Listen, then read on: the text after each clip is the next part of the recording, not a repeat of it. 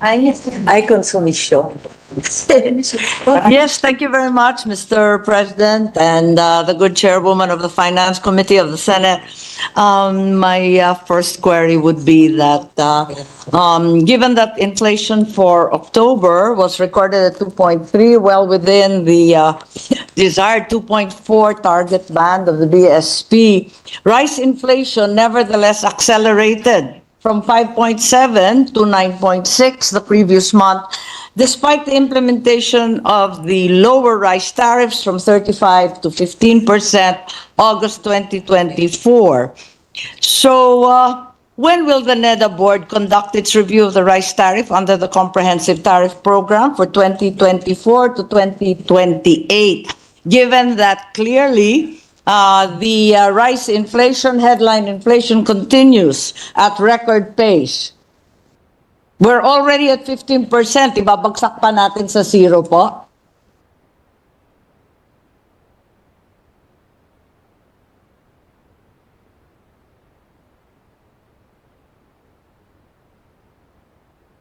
Okay.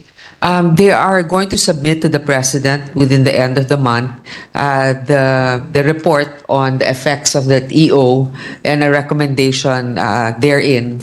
Okay, we look forward to that. In the meantime, perhaps our economists can explain why rice inflation accelerated instead of decelerated in the previous month.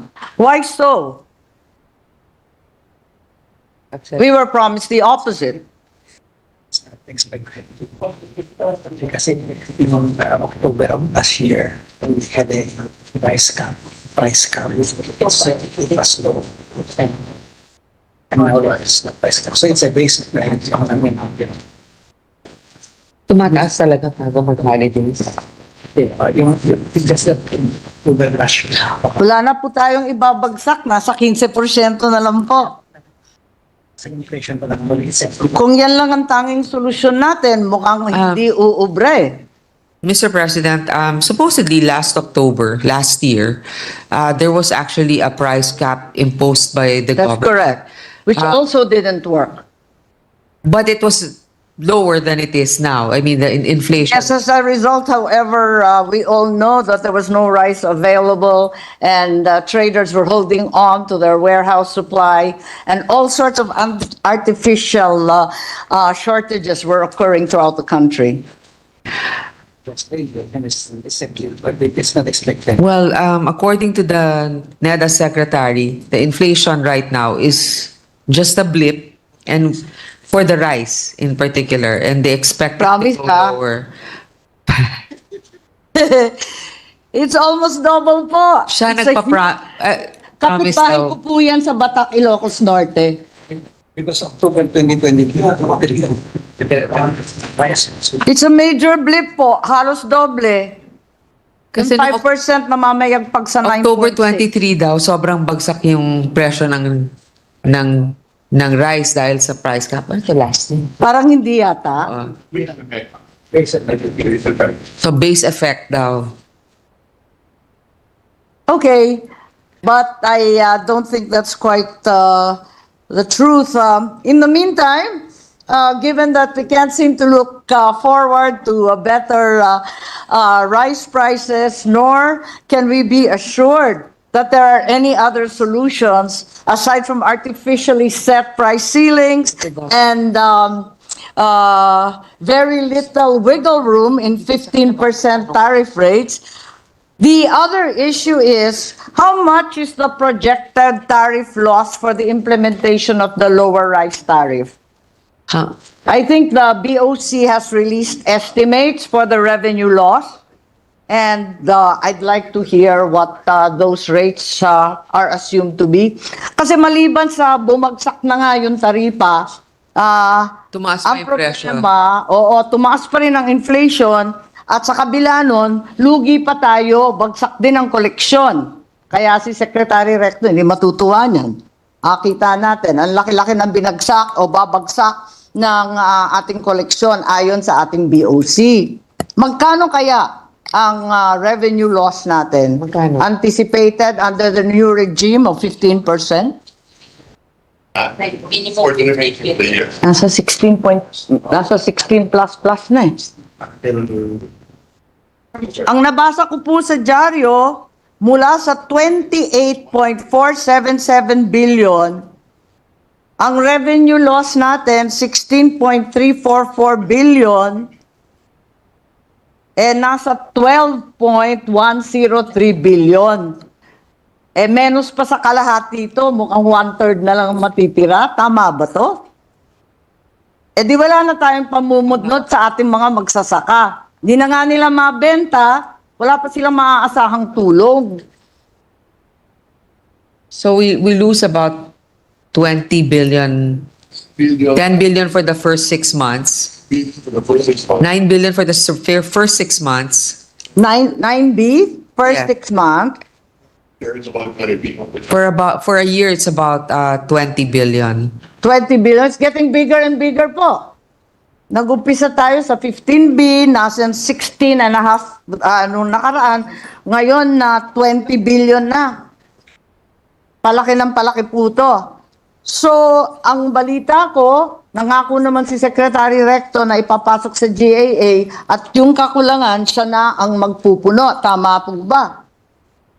Saan kukunin yan? Kasi parang palipat-lipat lang tayo ng pera nito. So, is the consideration therefore, hindi umuubra yung rice tariff reduction. Pag tuloy-tuloy pa to at hindi bumabagsak ang presyo ng bigas, ang ibig sabihin ba yung ating economic managers ay itataas na naman ang taripa sa 35% to cover the projected revenue loss? Kasi hindi naman pwedeng gaan ng gaay ang pupuno sa 20 billion na kulang. Well, presents the price as to what now the price manipulation.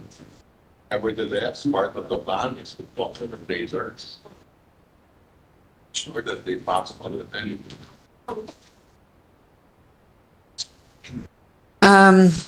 Well, I guess the major plan is we need to talk to the traders to make sure that they pass on the benefits. Ang mahirap po, alam naman ng mga taga-Vietnam, taga-India, at sa kung saan-saan na nangangailangan tayo ng bigas. Kaya nagtataas din sila ng presyo. Sinasamantala tayo. Nakikita natin, pinapayaman natin yung mga magsasaka sa ibang bansa, samantalang kinakawawa yung magsasakang Pilipino. Tama po ba to? Hindi ba ikukonsidera ng ating mga economic managers na itaas na muli sa 35% at mapuno yung projected revenue loss? Part of the plan is what the three things that have done.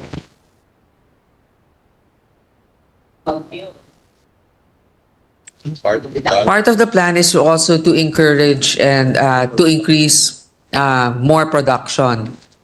Parang hindi naman realidad yan. Nakita naman natin sunod-sunod ng bagyo, hindi pa tapos yung alphabet po. Marami pang letra. At tigit sa lahat, nakita natin ang presyo ng abono, ang presyo ng krudo, nagsisitaasan, double whammy po. Palagay ko, kinakailangan siguro mag-isip tayo kung ano pa yung plano. Kasi itong mga planong to, itong artificial price ceilings, pagkatapos itong mga taripa na wala nang ibababa, parang hindi nagwo-work. Kailangan siguro mag-isip pa. So, yun lang yung tanong ko. Sana may magandang balita, pero wala pa akong naririnig. In the meantime, can we be updated on the computed cash balance of the National Treasury? Can you verify that we ended, in fact, the year 2023 with the balance of 787.1 billion? Tama ba yung aking numero?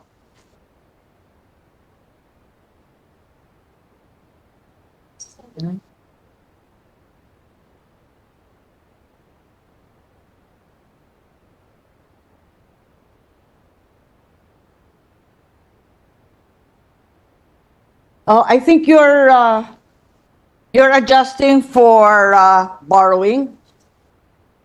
So are we reading the same numbers po?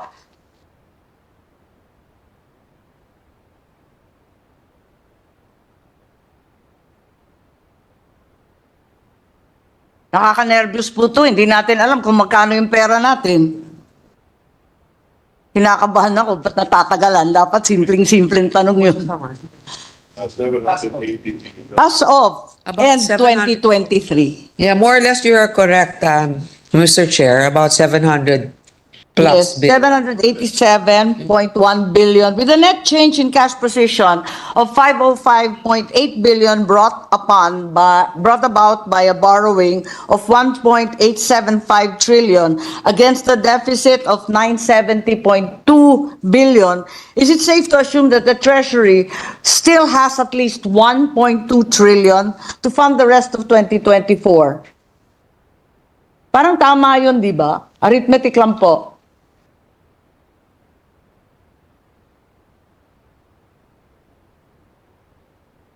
So, we have have enough 1.2 trillion. Tama ba yung nabasa ko sa dyaryo? Press release po ninyo to. If it is a press release of Secretary Recto, it's infallible.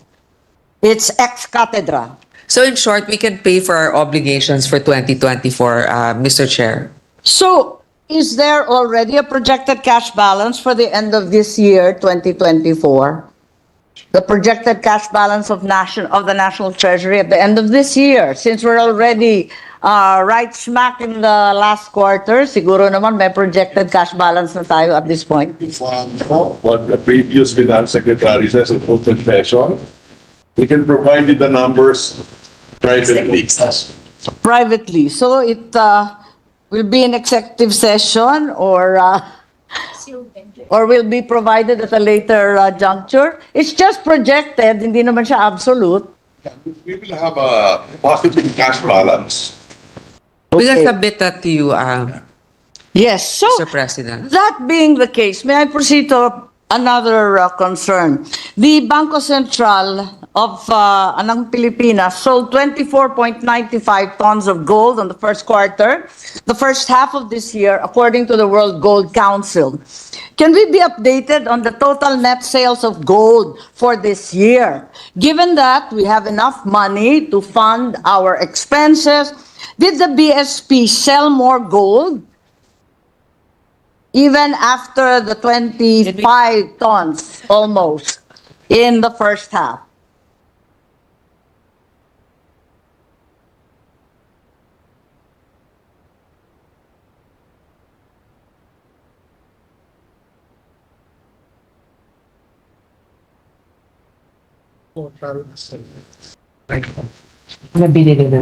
How much gold have you actually sold? First we buying. So far the total Yes, I'm. as of, Is this as of the, July 2024 lang to, di ba? Ano to? 16 ano? Billion? abala ang marami po sa atin, sa ating mga mamayan, pati ating mga bangkero, pagkat ang ibang bansa bumibili ng ginto, bakit daw tayo biglang nagbabagsak at nagbebenta ng ginto? Eh samantalang sinabi po ninyo, sapat naman ang ating pera, bakit ba tayo nagbebenta ng katakot-takot? 16. 15 billion.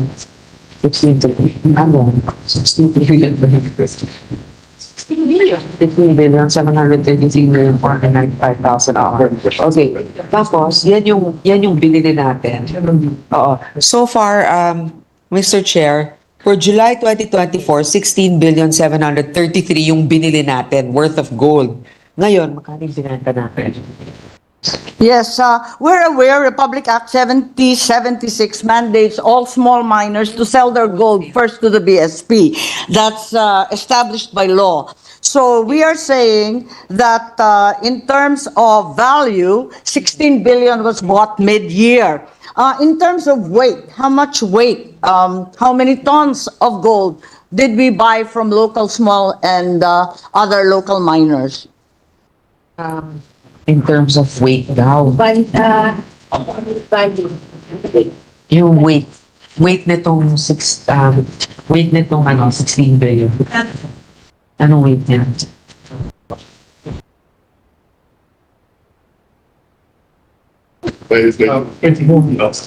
Magkano ba yung price ng gold ngayon? Tapos i-divide na lang. Per kilo. Per annum.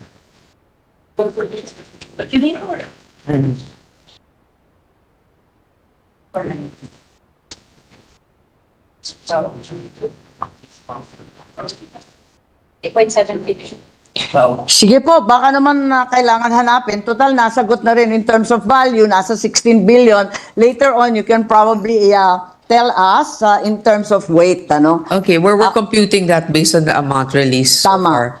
Sige po, but there's also been a question about the price at which we are buying gold.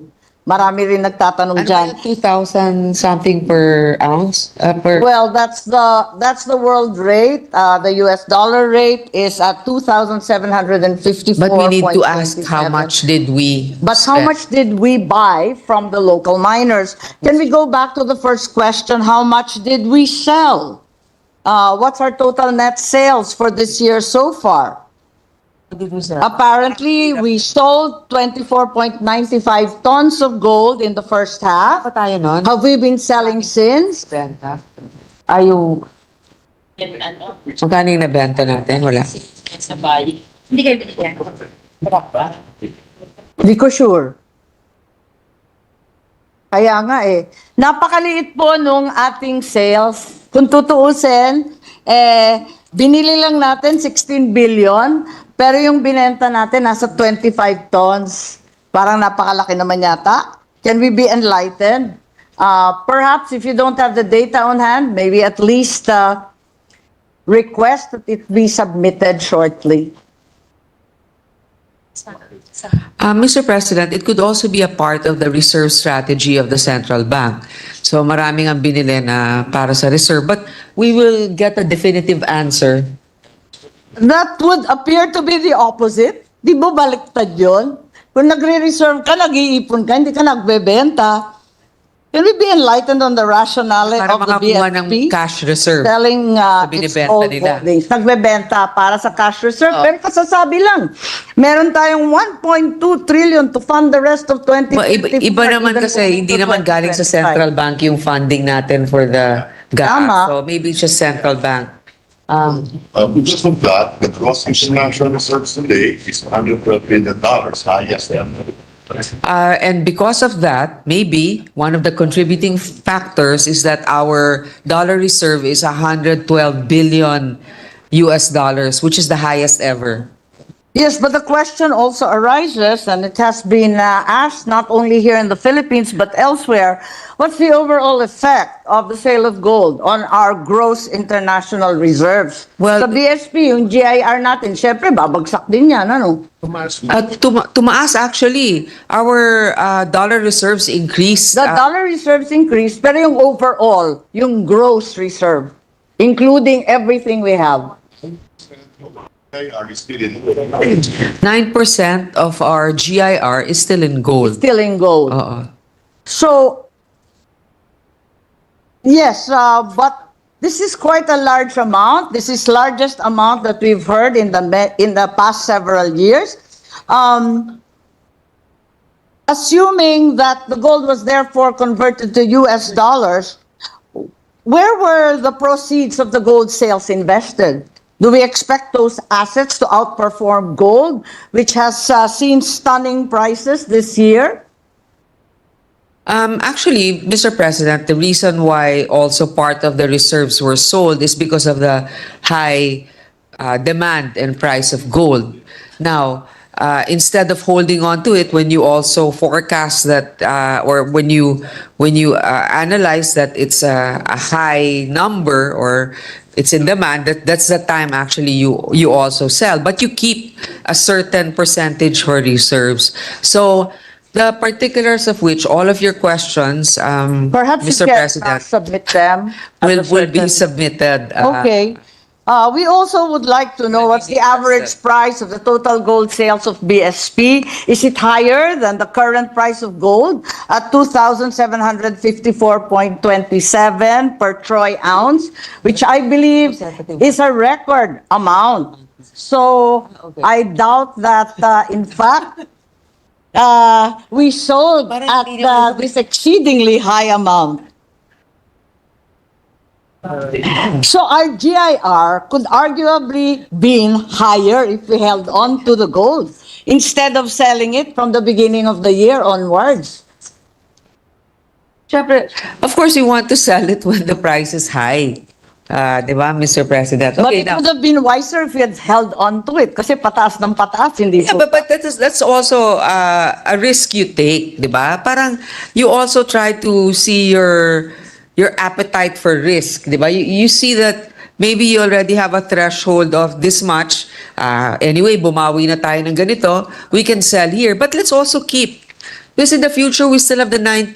We can still sell that eventually. I mean, while we are also garnering more reserves, yung 9% na yun, ang pwede naman pag all-time high pa rin ang gold. Pero I share again, as I mentioned to our other colleagues, I share also your curiosity, and I would like to know how much the central bank sells per ounce. Gold and when. So we can compare to the market price. Baka naman sabihin nilang impressive 2,700 per ounce. Yun pala, at the time they sold it, it was worth so much more or so much less. So please submit that to us. Yes. And where did you and put the also- proceeds Yes. of those? And perhaps also most AAA bonds of Senator. Most importantly, the rationale for doing so, given that so many countries are in fact in a mad rush to acquire gold. And here we are unloading our own gold.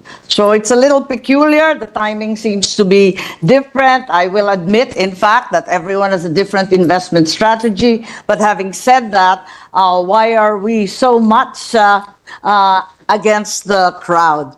In any case, we'll await your information and proceed to what several think tanks have advised, that a viable option would be to join the Philippines to join the BRICS alliance. Given that new members from ASEAN have already been designated as partner states. So I just wanted to hear what our economic manager's opinion is with regards to this. Is there a Philippine plan to apply following the lead of our neighbors? Not at the moment, Mr. President. We foresee any at the moment. At the moment, there's no proven or they don't see any benefit right now. Trading is for those values anyway. We are already trade partners with those countries. And also, I believe that I think it may trade also is be not the conditional. primary incentive to join the BRICS. It was to determine that there be an alternative currency and the lower cost of doing business and so on. Our Secretary of Finance thinks that a lot of study has to be done, but right now there are no immediate benefits that we see. In fact, there are other trade relations that we need to operationalize. Right now, the preferred status in other European countries for our trade, our goods. Our FTA po with the European Union is almost dormant, with all due respect. That's why we need to be able to make sure that we revive it, if that's the right term for it. And But we want to revive but what we want to revive cooperation. is our economic cooperation with China. Yes, my curiosity is simply, why did Indonesia, Malaysia, Thailand, and Vietnam already join as designated partner states? Are we saying that we are entirely different from them? For not your situation, only Malaysia and Thailand. Indonesia's kasama na per press release. Okay, I'm happy to be corrected. But it was very, very clear on several media outlets that Anwar and the new Thai government and the new Vietnam head of state all determined to join the BRICS. So this is not in our horizon, therefore. Can we update it in any case on the status of the Philippine RMB trading community launched in 2018? Is there any volume in our transactions that are directly denominated in renminbi instead of using the US dollar as an intermediary? Has anything happened to the RMB clearinghouse? Just by way of information. None. So we have no yuan reserves at all. All our reserves are held in US dollars, is that correct? Are all our reserves in US dollar? So we only have US, yen, and euro. We have US, yen, and euro, And gold. and gold. Yes, is it possible to get a breakdown? Or are we not allowed to find that out? Maybe not today. Is it possible that we can be provided with a breakdown of the gross international reserves of the BSP by currency type? Given that the bulk of the GIR, as you said earlier, is in foreign investment. So it's clear that our GIR is still dominated or ruled by dollar-denominated assets and foreign exchange. That's correct. I mean, it's by way of information lang. Like the other requests, may we submit that at That's when, fine. when we Sure. come up with I was the just data? curious, the few tourists coming from China, can they directly convert renminbi to Filipino pesos without US intermediary? I'm sure there are informed exchange. No, I'm curious since we already stated that the 2018 yuan clearinghouse that was established is non-existent or has very little money in it. What then happens when where there are transactions with China? Such a private banks, di ba? Private banks, I believe that some of us who've had the time to go to Hong Kong's part of China, right? But that's Hong Kong dollars. You can get it from certain private institutions, banks, Yes. money changers. But Yes. the government itself is your question. Yes, I'm aware. What the question is, what is the volume of transactions with China directly denominated in renminbi instead of using the US dollars or as an intermediary currency? It's just curious, and tourists also, because there's great difficulty converting from one to the other. So And I you was lose wondering. sometimes in the process. Yes. You lose. The friction cost is quite high, and hence, are there any steps by the BSP in order to lower cost of doing business from BRICS countries for lower transaction and friction costs? Actually, from my understanding also, Mr. President, some of our importers that buy from China, their suppliers also prefer a certain monetary exchange of using the US dollars. Yes. But of course, as you were saying, and I get the point, Mr. President, that sometimes it's better to use the currency directly so as to lessen devaluing in the exchange process. So, Kasi namumroblema rin ako sa pagkain. Lagi ako bumabagsak sa magsasaka sa pagkain. Napakaraming pagkain nanggagaling sa China, nanggagaling sa Malaysia, sa Thailand, galing sa Vietnam.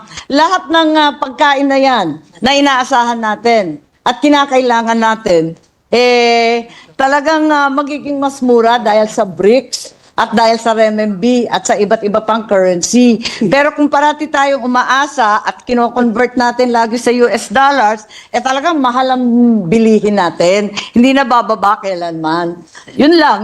At saka parang sayang naman, nagtatag na tayo noong 2018 ng yuan clearinghouse, nagkaroon na tayo niyan, wala naman palang action doon. Yun lang. Takilang Ilocana lang at nais ko lang magkaroon ng mas murang presyo para sa ating bilihin. thank you. No, I understand the concern of our colleague from the great province also of Ilocos, who is also doing the job now of the minority.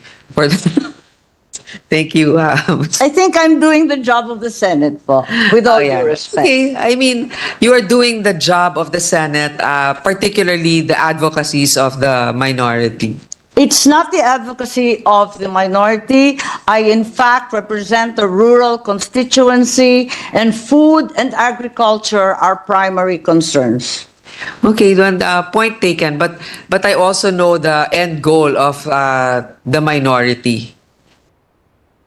I'm not a member of the minority. I voted for the Senate President. Yeah, no, that's why. No, I'm Thanks. talking to the Mr. President. I'm talking to the minority leader, who I'm sure appreciates the discussion right now. So therefore, now that I've been assigned to the majority despite the minority, despite having voted alternately, I do think they need some help, given that there's only two of them at this point. Nevertheless, I will be grateful if we are provided with a breakdown of the gross international reserves of the BSP by currency type, as stated earlier, given that it's in foreign investments, and also earlier, as stated, some information on the buy and sale of gold. So, kung maibigay sa atin yan, malaking bagay, pati yung mga cash position na hinihingi natin dati. At yun lang po, kung mabigay din yung kopya, kasi may sinabi kanina si Secretary Balisacan tungkol sa ibibigay hinggil sa taripa na 15% na kung pwedeng i-share lang yon sa amin para makita namin kung saan tayo patungo. Sige. Maraming salamat po. Yun lang. Thank you.